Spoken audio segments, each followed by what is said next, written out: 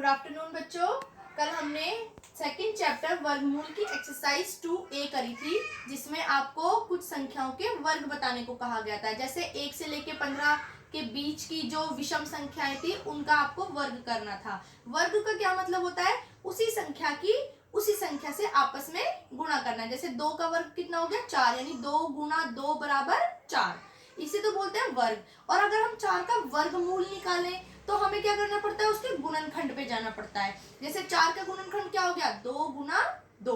इसी तरह आपको सेकेंड एक्सरसाइज 2B में गुणनखंड विधि से निम्नांकित के वर्गमूल ज्ञात कीजिए। कौन सी विधि से? गुणनखंड विधि से। यानी आपको कुछ संख्या दी गई है और आपको उसके सबसे पहले क्या करने हैं? गुणनखंड करने हैं।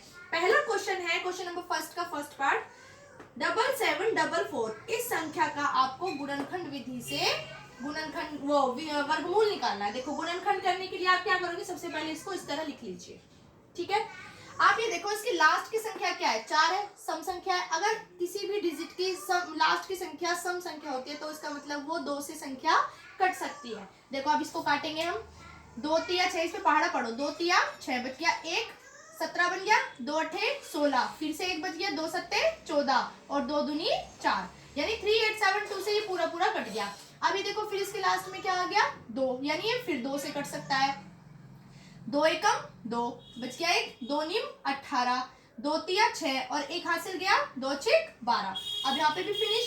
फिर इसके लास्ट में क्या आता है? 6, यानी ये 6 भी क्या होता है? 2 से कट सकता है। 2 तिया 6 कट जाता है इजीली, इसलिए हम इस संख्या को फिर से 2 से भाग करेंगे। 2 निम 18, 19 पे 18 चलेगा। 2 निम 18, फिर 1 हासिल यहाँ चला गया, ये बन गया 13। तो 13 पे कितना चलाओगे? 2 छिक 12, फिर 1 बच गया। 2 अठे 16, ठीक है।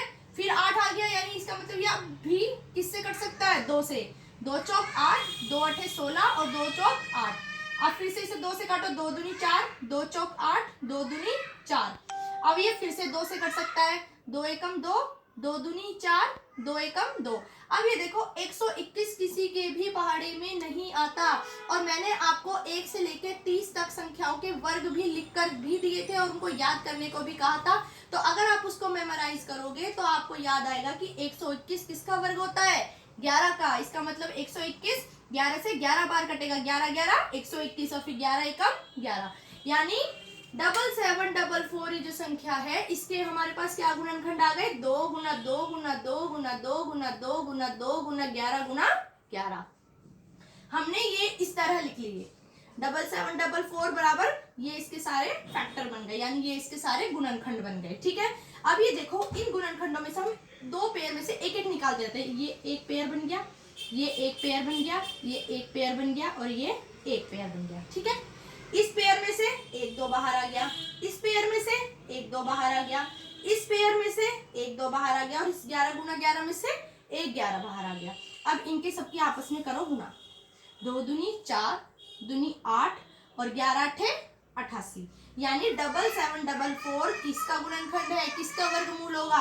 88। 88 का वर्ग करोगे तो 7744 आएगा, यानी 7744 का वर्गमूल आएगा आपके पास 88, ठीक है। ये आपका आंसर। और इसी तरह सेम इसका फर्स्ट क्वेश्चन का थर्ड पार्ट है 4900। हमने इसी तरह इसको फैक्टराइजेशन किया, यानी इसके गुणनखंड करें।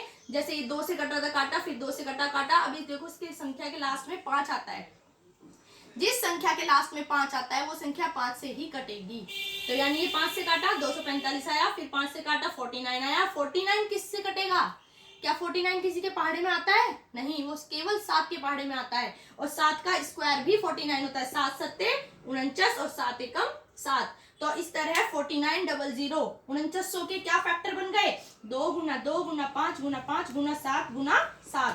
अब इन 2 गुना 2 में से 1 2 बाहर आ गया, इस 5 गुना 5 में से 1 5 बाहर आ गया, इस 7 गुना 7 में से 1 7 बाहर आ गया।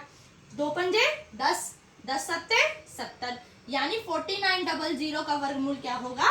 70 होगा। और इसी तरह आपको जो नेक्स्ट क्वेश्चन है उसमें बटे में दिए हुए हैं। पहले ऊपर वाली संख्या का अलग से इसी तरह गुणनखंड करोगे, फिर नीचे वाली संख्या का अलग से इसी तरह गुणनखंड करोगे। जो दोनों का अलग अलग आएगा उसको बटे में लिख देना है, ठीक है।